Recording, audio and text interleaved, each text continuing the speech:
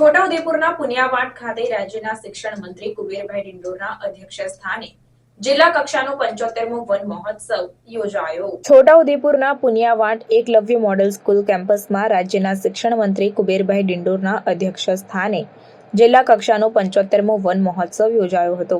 આ કાર્યક્રમમાં કુબેરભાઈ ડિંડોર દ્વારા વન્ય પેદાશો દ્વારા જે પૂરક આવક મળી રહે તે માટે સમાજ આપી અને ગુજરાતના દરેક વ્યક્તિ એક વૃક્ષ ઉછેરે તો હરિયાળી ક્રાંતિ થઈ જાય તેમ જણાવીને કહ્યું કે ક્લીન ગુજરાત બને તો જ સંકલ્પ પરિપૂર્ણ થાય તેમ જણાવ્યું હતું।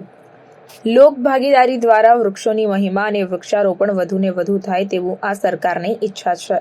સમાજમાં વડીલો સહભાગી બને અને યુવાનો સહભાગી બને તો હું નથી માનતો કે આવનારા સમયમાં વૃક્ષોમાં સવિશેષ વધારો થશે તો ઓક્સિજનની માત્રા પણ જળવાશે અને આ જે ક્લાઇમેટ ચેન્જ થયું છે, વાતાવરણમાં જે પરિવર્તન થયું છે તેનું પુનઃ સ્થાપન થઈ શકશે।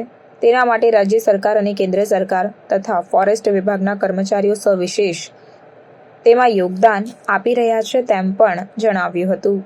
દર વર્ષની જેમ આ વર્ષે પણ આપણા ગુજરાતમાં વનોનું મહત્ત્વ સમજી, વૃક્ષોનું મહત્ત્વ સમજી અને આપણા સન્માન્ય દેશના પ્રધાનમંત્રી મોદી સાહેબે જે સૂત્ર આપ્યું છે એક પેડ માં કે નામ, તેને સાર્થક કરવા માટે ગુજરાત સરકારે રાજ્ય કક્ષાનો કાર્યક્રમ દેવભૂમિ દ્વારકાએ સંપન્ન કર્યો અને એના 8 તારીખથી 14 તારીખ સુધીમાં જે જિલ્લા કક્ષાના જે વન મહોત્સવો જે ચાલી રહ્યા છે એના ભાગરૂપે મારે આજે છોટાઉદેપુર મુકામે આ 75માં વન મહોત્સવની વિધિ પધારવાનું થયું। અમારા સાથી ધારાસભ્યશ્રીઓ, અમારે વહીવટી તંત્રને સાથે મળીને આ પુનિયાવાડ સ્કૂલમાં એનું વર્ણન કરવામાં આવશે અને વૃક્ષોનું મહિમા, એનું મહત્ત્વ, વન્યગુણ પેદાશો, બધી પૂરક આવક જે મળી રહી છે એના માટે મારા આદિવાસી સમાજના જે વિશેષ સહભાગી વન મંડળીના મિત્રો હતા એમને મેં સમજણ આપી છે અને બધાએ વૃક્ષનું મહત્ત્વ સમજી દરેક વ્યક્તિ આ ગુજરાતના દરેક વ્યક્તિ એક વૃક્ષ ઉછેરે તો લીલોતરી થઈ જાય, હરિયાળી ક્રાંતિ સર્જાય, ક્લીન ગુજરાત, ગુજરાત બને એવો જે સંકલ્પ છે પરિપૂર્ણ થાય।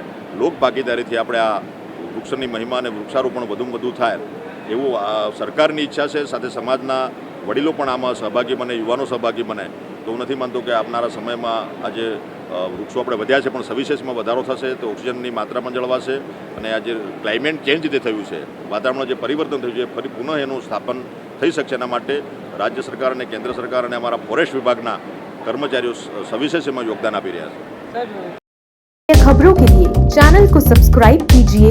खबरों का नोटिफिकेशन पाने के लिए बेल आइकॉन को जरूर दबाएं।